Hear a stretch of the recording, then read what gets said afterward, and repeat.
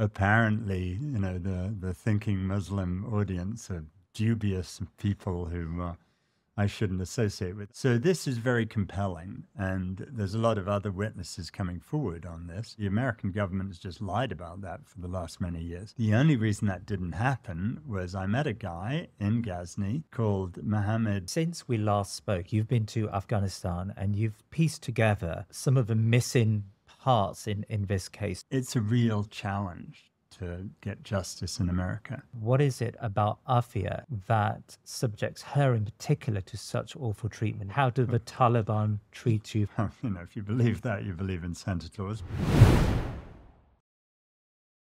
The case of Aafia Siddiqui remains an open wound for all of us. It symbolises the inhumanity and barbarism of US foreign policy. The incarceration of this brilliant academic and mother of three has become a marker of its excesses, of which there are many. She languishes in prison, serving an 86-year sentence for an offence that looks barely credible: the attempted murder of 2 US officials in Afghanistan in 2008. Her whereabouts before that date has been hotly contested, but her lawyers and activists have patched together the conspiracy surrounding Dr Aafias' ordeal. Sadly, the welfare of her younger son Suleiman, who has not been seen since her detention in 2003, remains unknown. He's presumed dead. The last time I spoke to Dr Aafias' lawyer, Clive Stafford Smith, he had returned from her prison in Fort Worth, Texas, where she had been reunited with her sister Fauzia for the first time in 20 years. If you haven't watched that program, I would highly recommend you do so to give you the backstory to this horrific case. Clive has just returned from a fact-finding mission to Afghanistan, and he has some considerable updates on Aafia's case. Clive has helped secure the release of 86 prisoners from Guantanamo Bay and still acts for the remaining numbers. Since the early days of the War on Terror, he has worked tirelessly to force the Americans and other Western powers to adhere to the rule of law. He has sought to uncover the secret prisons and ghost prisoners that stain the reputation of powerful states who present their wars in benevolent terms. Clive Stafford Smith, welcome back to The Thinking Muslim. It's great to have you here with us. Well, it's a great pleasure to be here, and I must say your last program was very good, and I got so many nice messages from so many nice people, so thank you. On our last program, you requested a letter writing project, I suppose, for our viewers, where you requested that they write in letters that you would take because of legal powers you'd be able to take to Aafia. I mean, how successful was that? Did that work? Well, it was fabulous, actually. I got a lot in. What I do is people send me emails, and I just cut and paste them into a letter from me. Okay.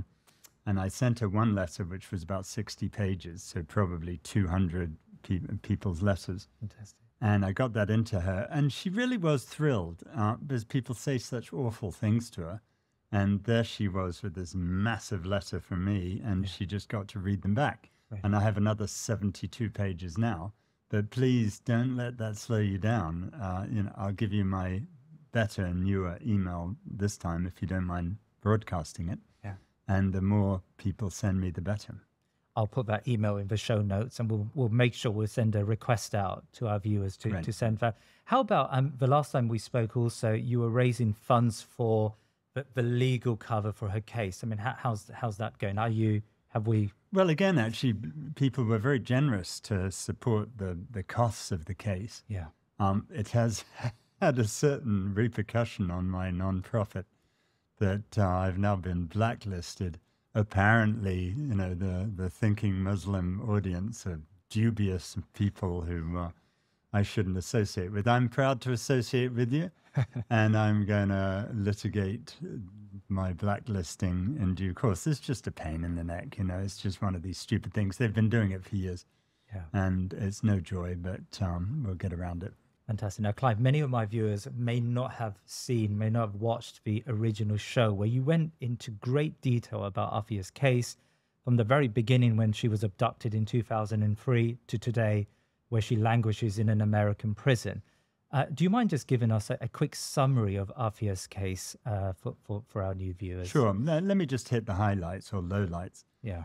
what sets Aafia aside from all the other people I've represented over the last 20 plus years is that on March the 30th, 2003, she was abducted in Karachi with her 3 children. So she had 6-month-old Suleiman, 3-year-old Mariam, and 6-year-old Ahmed. And they were all seized as they were driving to the airport, and she was just going to Islamabad from Karachi. And it appears that when they were seizing the 4 of them, they dropped the baby on its head, and that may have killed the baby. Yeah. And I always thought that must be the truth until I learned what happened to the others. So Mariam was taken from Karachi to Kabul, where she was forcibly adopted into a white American Christian family on the bizarre presumption that being a white Christian American was somehow superior to being a Pakistani Muslim of color. Yeah, just crazy. But at least, there are those mad people who have that belief. Yeah. And it had happened in another case since then. But with Ahmed, the thing I just can't understand on any level is both Mariam and Ahmed were American citizens, and Ahmed was taken to Kabul, where age 6, he was put in a prison. Wow. Now, I just can't fathom that. There's not even the sort of crazy rationale that there was with Mariam. Yeah. And I've met with people in Kabul to prove that, and that's coming along. It's difficult to prove what was going on in these secretive places, but I've got a lot of good help on that. Then Aafia was taken to Afghanistan herself, where she was tortured for 5 years. Taken by? By the U.S. So the U.S. had paid a bounty for Aafia, $55,000, yes, which was happening to a lot of people at the time, but not to any other women in a high-profile case. The U.S. government has denied all along that she was in U.S. custody. That is risible. But we have to prove it. Sometimes we have to prove the sun rises every morning. Yeah. In this case, I have managed to prove it. It's been great in Afghanistan. I met a guy called Salim Kuche, who was just a lovely guy. It means nomad, his name. And he was clearly someone who disobeyed all the American rules when he was in custody himself in Bagram. Yeah. He was up in isolation in the cells on the 2nd floor. And Aafia was in the cell next door, and he got to be able to communicate to her. Yeah. So he was the one who first heard about this. And then while I was sitting talking to Salim in the Intercontinental Hotel in Kabul, I don't want you to think it's terribly grand. It's not. It was grand in 1960, but not since then. Yeah. But I like the people there. And I was sitting there, and the governor of Panjshir comes by, and really nice guy, speaks good English, and came to say hello. He then turns to Salim and says, "Oh, I haven't seen you since Bagram." And it turns out that Salim came downstairs to the cage they were being held in and told the governor about Aafia being upstairs. Yeah. The governor and others then told those 4 guys who escaped from Bagram, who then recorded the video about it back in 2005. So this is very compelling, and there's a lot of other witnesses coming forward on this. How did they know it was Aafia in the cell? Well, but she said so. She okay. She only spoke English and Urdu, but they could communicate. Yeah. And so that's very important because the American government has just lied about that for the last many years. Yeah. And they've lied to everyone. They haven't just lied to, the Pakistani people. They've lied to their own prosecutors in their trial. They lied to the judge. They lied to the jury. So that's very important. Then the other thing is, so she's then let out of Bagram when they finally discover that she's really not a nuclear bomb maker. They let her out. But what we've discovered is this. By then, her sister Fauzia, who is a fabulous woman who has she's a neurologist. She's incredibly well educated. If I ever get in trouble, I want Fauzia to be my sister because she's been great. She had stirred up so much publicity for Aafia and the kids by 2008 that this was a huge embarrassment. Yeah. Mainly to the Pakistan government. The Americans honestly wouldn't care. Yeah. Why an embarrassment to the Pakistan? Because they They were the ones who sold Abducted her. her, So it so- was President Musharraf's Yeah. people who Yeah. sold her, and he was still in power at the Right. time. So it seems clear. I'm not going to name names on your program, but I think I've now able to prove that there was a conspiracy to make sure that Aafia and Ahmed were killed. Right. And the way it was planned was this. She was put on a bus from Kabul to Ghazni. She was told she could have her daughter Mariam back if she went to Ghazni and sat outside this mosque.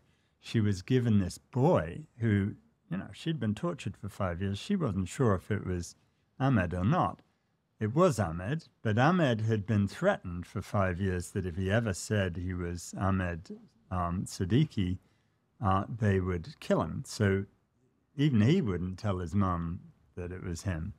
But they're on a bus together going to Ghazni to get the daughter in theory, but that's not what's going to happen. Right. This is all designed for her to be killed as a suicide bomber. They've dressed the child up in a jacket with 4 big pockets with big bits of fruit in it. Yeah. It's July the 17th, 2008. It's the middle of summer. He doesn't need a jacket. Yeah. But the jacket is obviously designed to look like some sort of suicide jacket. She's in a full chador, so you can't see what's on underneath. Yeah. Someone has called in a call to say that the suicide bomber is sitting outside the mosque. And then all the cops show up with their AK-47s, and they're just going to shoot her.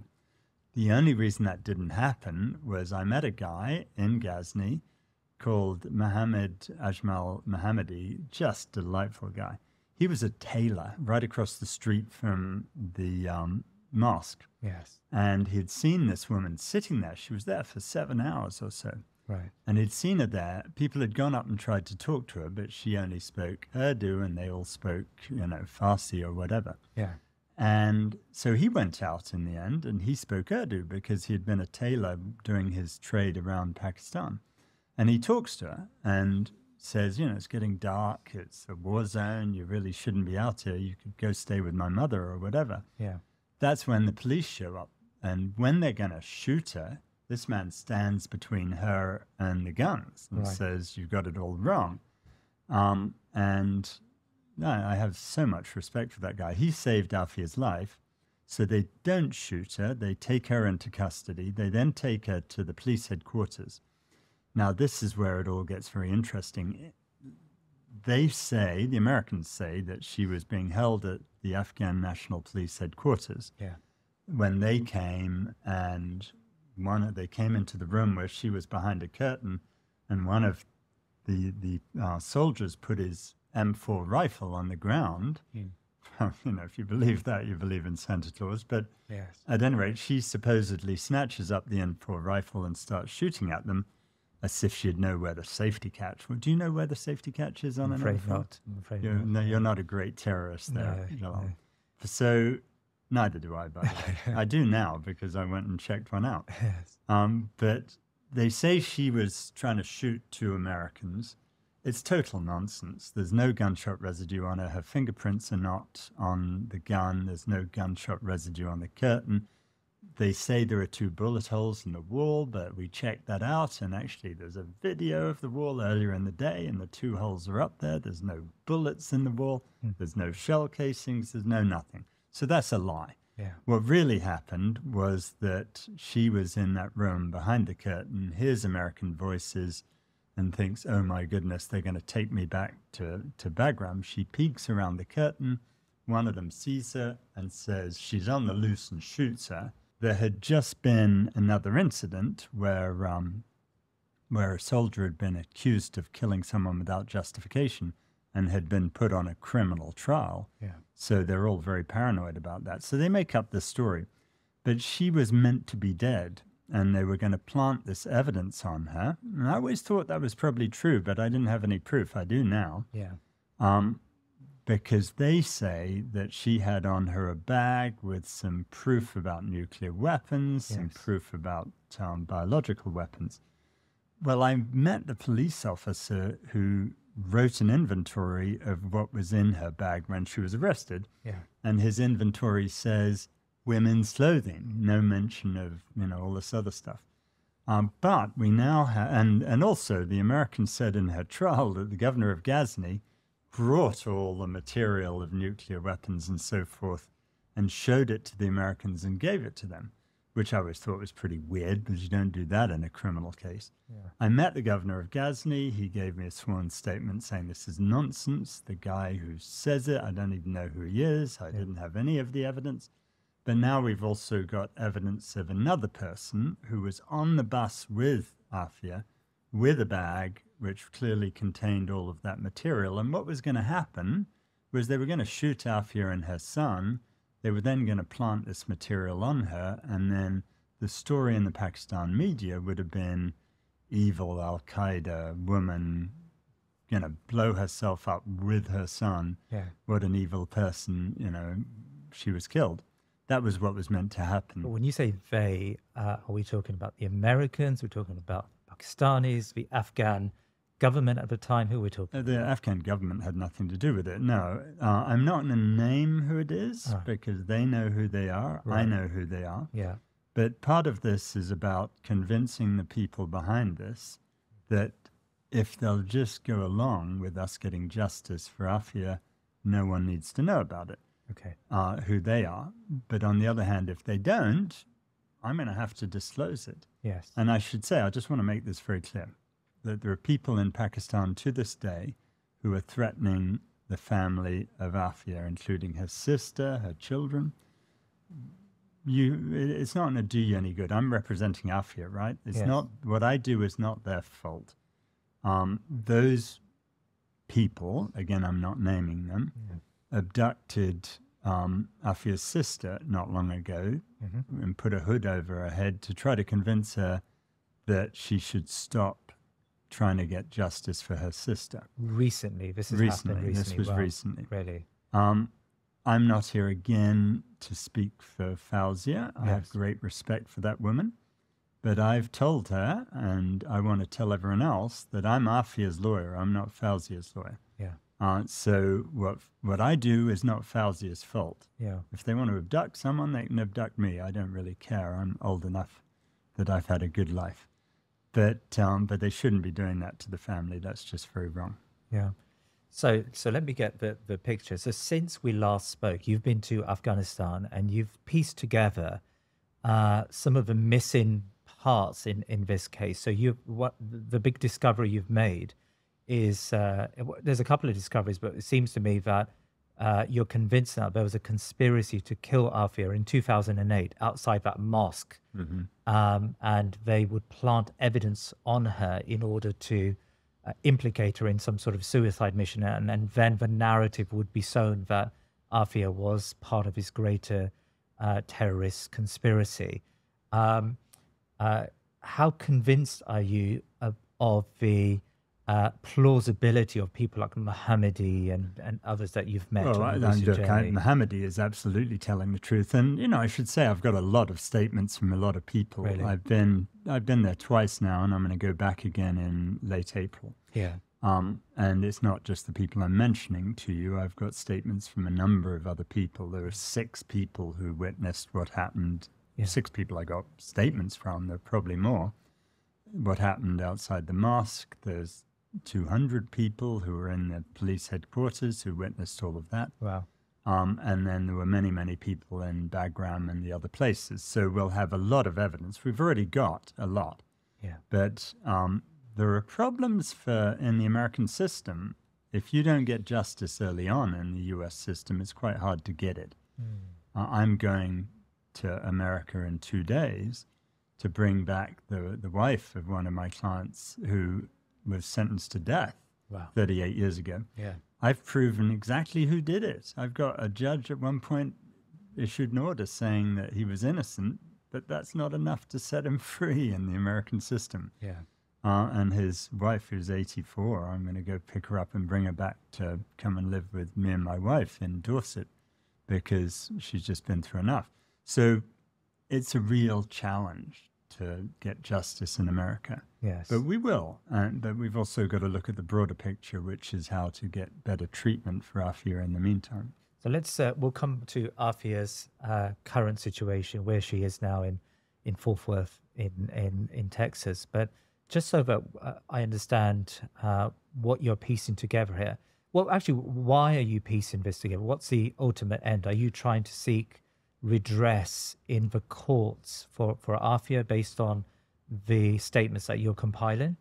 Well, there are various things that we need to do. One is I want to challenge her conviction and her sentence. In the US courts? In the US courts, in the Southern District of New York. The judge was a guy called Judge Berman, and he was lied to. And he imposed this 86-year sentence on the premise that Aafia was wandering around as an Al-Qaeda terrorist for 5 years, where we can now prove that, no, she was being tortured in US custody. Right now, as things stand, she is facing more time in prison than Khalid Sheikh Mohammed, who is in Guantanamo and, as I'm sure you know, is accused of being the person behind 9/11. Now, you know, the chances are that he won't do as much time as Aafia, because he's getting mitigation on his sentence because it's now conceded that the Americans tortured him. And so the same should clearly happen to Aafia, even if they don't accept that she's innocent, as they should do. She should get mitigation of her sentence because of what she's been through. And I think everyone, including Khalid Sheikh Mohammed, would agree that she's been through worse than he has because of her children and what happened to them. So that's one line. I'm going to go back to court in New York to do that. But then at the same time, I'm aiming towards clemency as well. Biden is up for re-election on November the 5th. On November the 6th, we'll know if it's President Biden or President Trump. My bet is it will be President Trump.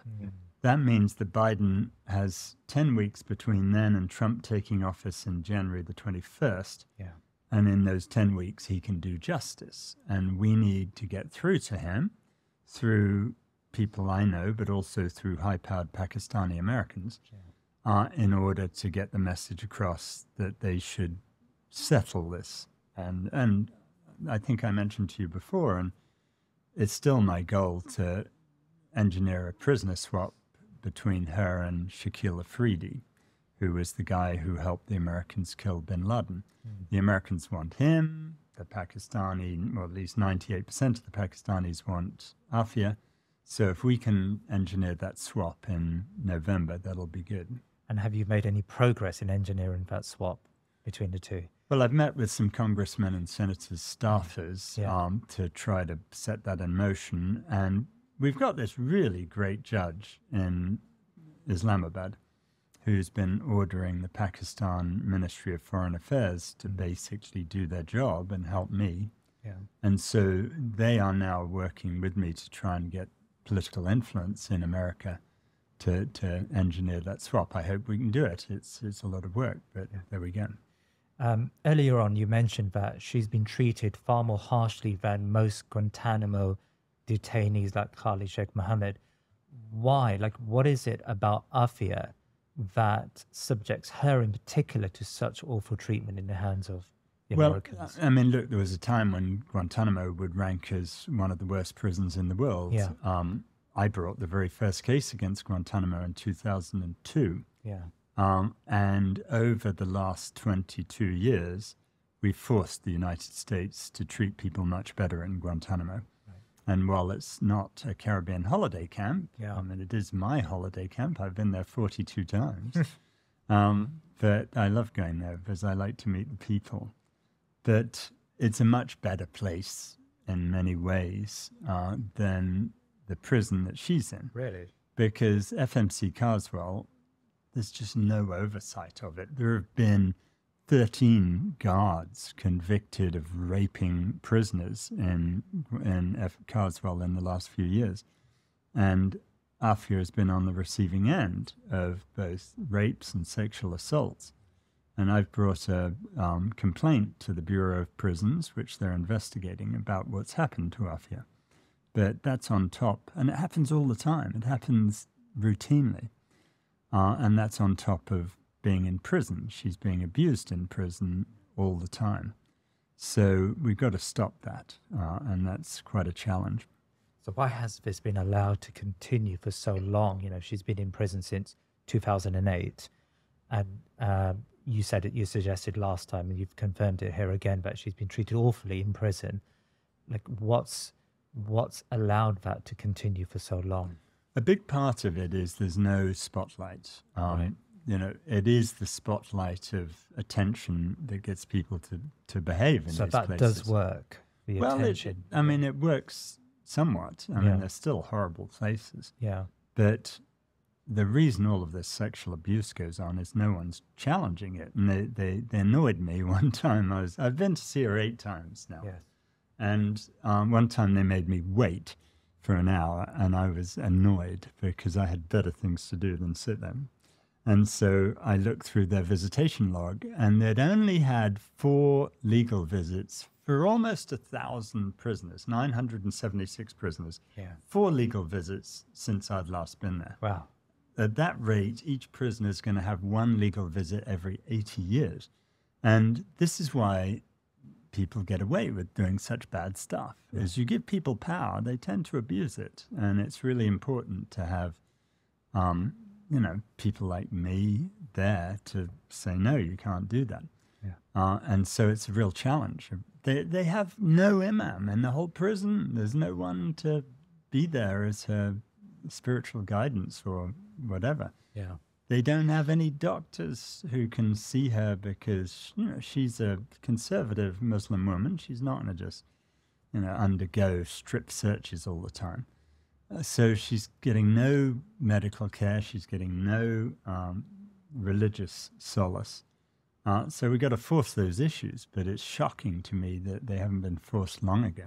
When we last spoke, you had just returned from a visit where Fawzia, her sister, for the first time had been able to meet her at that prison. And I think I remember you suggested that that had really helped Fawzia's Aafia's state of mind.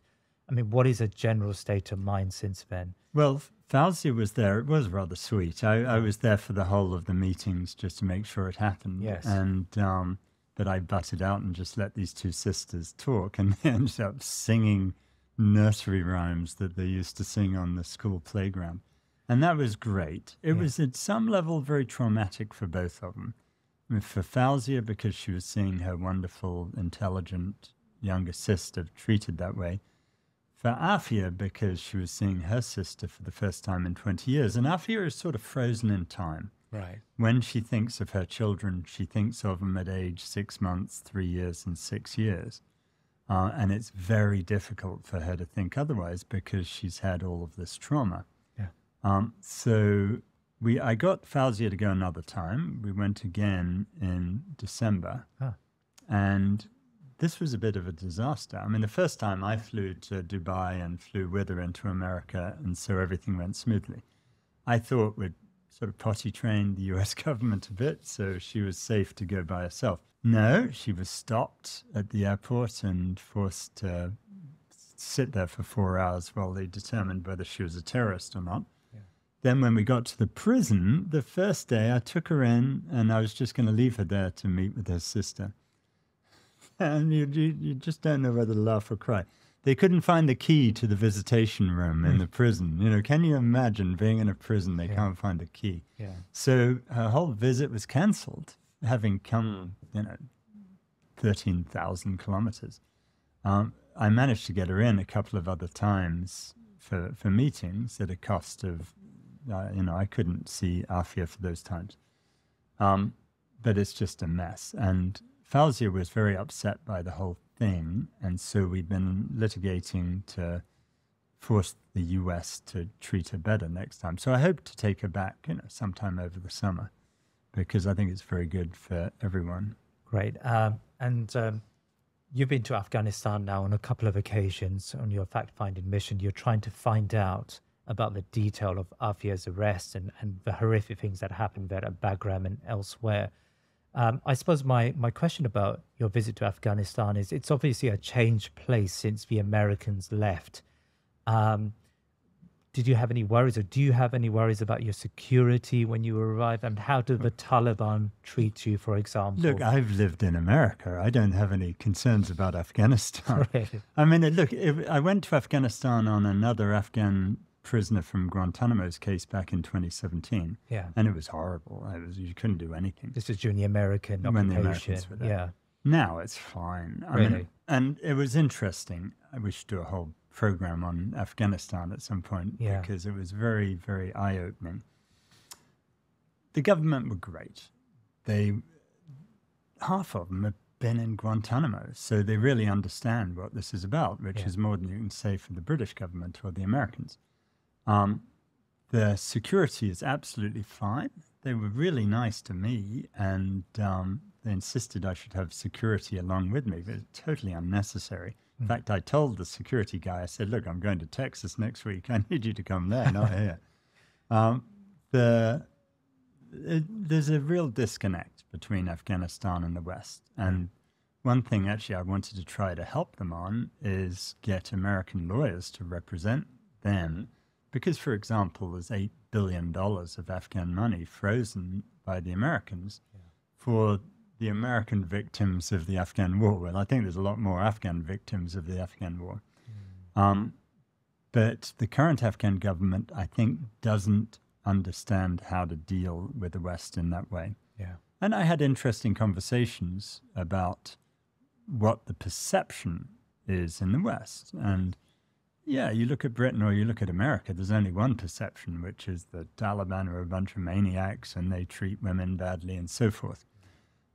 I don't disagree that we need to treat women better than I think are currently, or in a different way, shall we say, than is currently happening in Afghanistan. I'm all in favor of women's education, and obviously. And there are plenty of people in Afghanistan who would agree with that. But what we're doing in the West is we're so vilifying the people in authority there that we're not having a discussion in the same language. And it's very interesting to hear the side of some of the people I talk to there. Because I would say, you know, I wasn't trying to rubbish them for not having women's education. That's not terribly persuasive. But I was saying, you know, there are views in the West. And one of them said, well, you know, we have similar views about the West. We think the West treats poor people incredibly badly in a capitalist system. We think that whole system's mad. Well, I tend to agree with them, frankly. So, you know, there's just a disconnect, and we need to start looking for points of agreement instead of points of disagreement. And we need to help the Afghan government. They're doing okay economically. They're given all the sanctions. They're doing better than Pakistan. But we need to help reintegrate them into the world society instead of just sanctioning them and telling all of them they're evil. I mean, you've been to Afghanistan. Is there a space to foster some form of civil society connections between, say, British people and Afghanistan? Oh, huge opportunity. I was planning. I don't think I'll get it done this time, but I was planning on taking a cricket team out there. Oh yeah. Oh, they're mad about cricket. I Of love course they this. are. I'm mad about cricket, Yes. right? And everywhere you go, I was there in, you know, when was it? February. It was minus 13 degrees. And they were playing cricket everywhere in the snow. I mean, I admire that. And I think it's really important for us to reach out. One of my Guantanamo clients was the founder of the Afghan Cricket Association. Right. And yeah, they've had cricket teams, men's and women's, and they're great. And they beat England in the World Cup. So I think there are ways that we can really reach out to people as human beings and then let everyone come and see the Afghanistan that I saw and then engage in ways that'll make things better for everyone. So back to Dr. Aafias' case. Now, as you know, our viewers are more than ready to help in any way they can. And I think the majority of Muslims that I speak to, and actually wider non-Muslims who care about this case, majority of us really don't know where to help, how to help. Can you summarize what help you still require legally, funding-wise? What help you require, and how can the ordinary, I know you contested that term the last time we met, but how can the ordinary person help you and help Aafia make a difference here? Well, I dare say I would say that everyone has talents that makes them extraordinary, and I can abuse anyone's talents. That'd be great. Yeah. No, look, there are basically 3 or 4 areas. First, please do continue to send her letters of encouragement and make them detailed. Don't make them one line. Make them why you're inspired by what she's gone through, because that really helps her. And it really helps her to know that people on the outside know who she is, care about her, and lionize her. I mean, I think that's really good for her. Yeah. Second, did she know that before no, these letters? she had no idea. She thought she was totally forgotten. Really? And so that's fabulous. And I think of all the things I've achieved thus far, that's probably number one in my view. Yeah.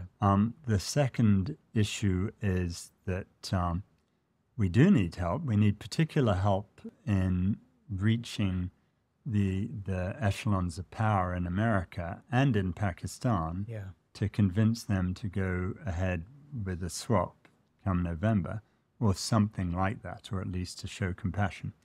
We need, I need some help, goodness knows. I mean, I've currently been blacklisted by these funding organizations for representing Aafia because they think there's something criminal about going to Afghanistan.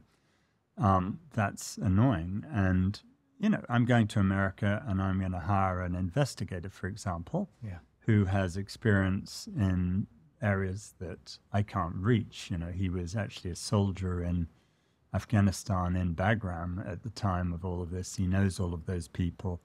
I need that help. It's going to cost $20,000. So I need to raise some funds for that. Right now it's difficult because I can't do a crowdfunder. But, you know, I got PayPal on my website. If anyone wants to donate, I'd be very grateful. But if there is a high net worth individual who wants to cover some or all of that cost, how do they reach out to you? Well, then just give them my email. I'll be glad to tell them what my charity, my non-profit bank account is. I'd be very grateful. Yeah. But I don't want people to think that that's going to stand between me and getting the job done. I'm going to do it regardless. Yes. Then we need experts. I need legal help from lawyers in America because this is much bigger than I'd thought, and it's much bigger than I, standing alone, can handle. In the sense that we need to sue the prison to make the prison behave better. We need to sue them to get the imams in, to get the doctors in. We need to do all sorts of what I would view as collateral litigation to improve her situation. I need, you know, preferably people who are really committed, who are sort of Pakistan American lawyers or from big firms who can help me do that sort of litigation. I can do all the regular stuff that I'm used to. In terms of litigating her conviction and sentence in New York. So all of that help is useful. I need doctors. Where do they have to be situated in the US? Well, Texas, ideally Texas, but Washington and New York work too. And, you know, I've worked for my entire career with pro bono law firms who have massive resources and who are able to help me outgun the government. So that we can get some justice for her. So, you know, that sort of help would be incredibly helpful. And so on and so forth. There's really no limit. Right. You were about to say there's another, sorry, I cut you short. There was something else you were about to say. Well, I mean, look, there are things like what you're doing. I'm grateful to you for doing this program because we need media coverage. I'm going to take a film crew to Afghanistan next time because we need to get coverage out there to begin to put some pressure on, particularly still the reticent parts of the Pakistan High Command, because there's people there who won't talk to me. I wish they would, who are trying to thwart our efforts to get Aafia home.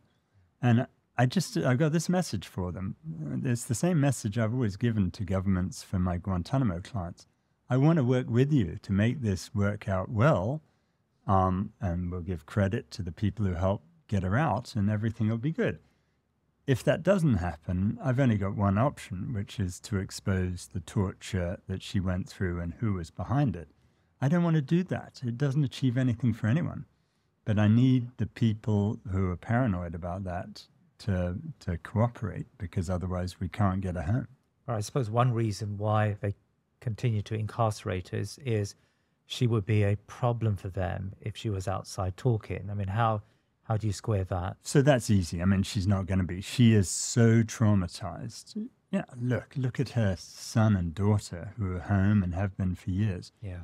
Those kids, they're getting on with their life, and I have great admiration for them, but they won't talk about what happened partly because they're intimidated, but partly because they're just totally traumatized. Now, Aafia is so traumatized that she just needs to be in hospital, and she needs to be getting the help she needs. Yeah. And she needs to be never heard from again in that sense. And I think we can pretty much guarantee that. That's not going to be an issue. But on the other hand, if this continues, the only option I've got is to publicize everything I find out. And that's just not going to be good for the people who are behind it. And we don't know anything else about Suleiman and his whereabouts, whether he's dead or not.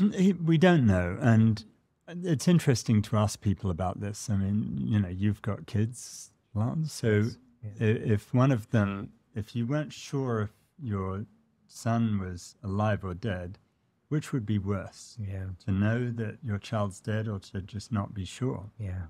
And I think it's the not being sure that is so difficult. So I wish someone would just tell us what happened. We're not going to sue them or persecute them. We just need to know for the family's sake. Can I ask you about Moazzam Begg? So you went definitely. to Afghanistan with Moazzam, and he was detained at the airport when he returned under Schedule 7, is it?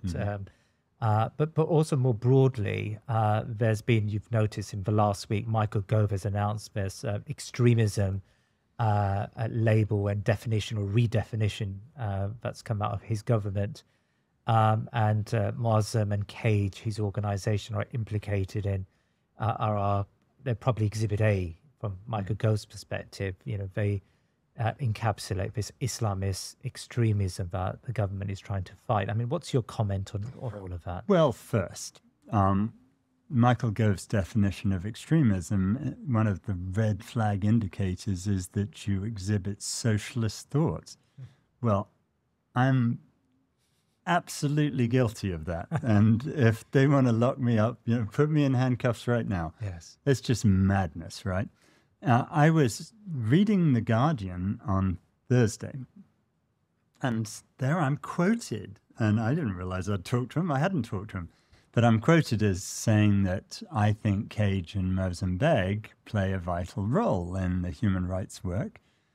Well, I don't remember when I said that. It's true. I'll say it over and over again. I didn't realize that what really shocked me was the context, was that they were saying that my friend and colleague, Moazzam Begg, is somehow an extremist. Now, Michael Gove was once Secretary of Education, Minister.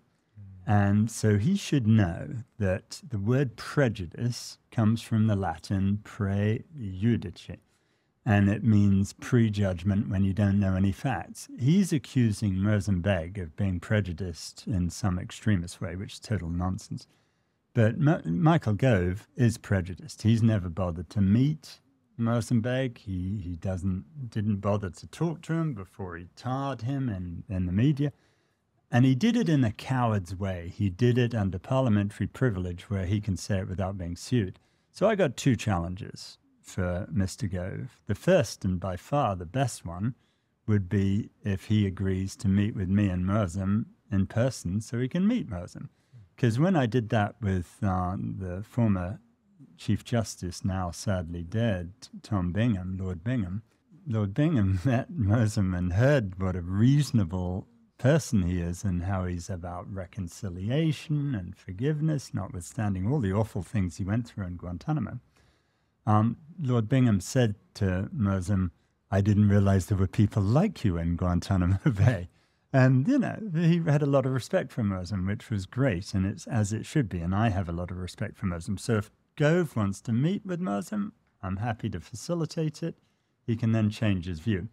The alternative is he can get up and not be a coward and say what he said in public and let us sue him, because these people need to be taught a lesson that they can't go around just slandering people and think that they can get away with it. My job is to protect the powerless against the powerful, and I don't like powerful people doing what Gove did to Moazzam Begg. So I wrote a letter to The Guardian just today on the train, coming to see you, saying just this, that I would challenge him to meet with us and make his own judgment based not on ignorance, but on fact.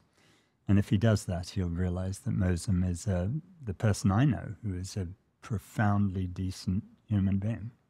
Finally, Clive, when I last spoke to you, you were quite optimistic about Aafia's case and that she would be released. I mean, have you assessed or reassessed that based on your engagements at Fort Worth? I mean, what sort of person do you think I am? You think I'm not a pathetic optimist under any circumstance? No, I haven't reassessed it. Really?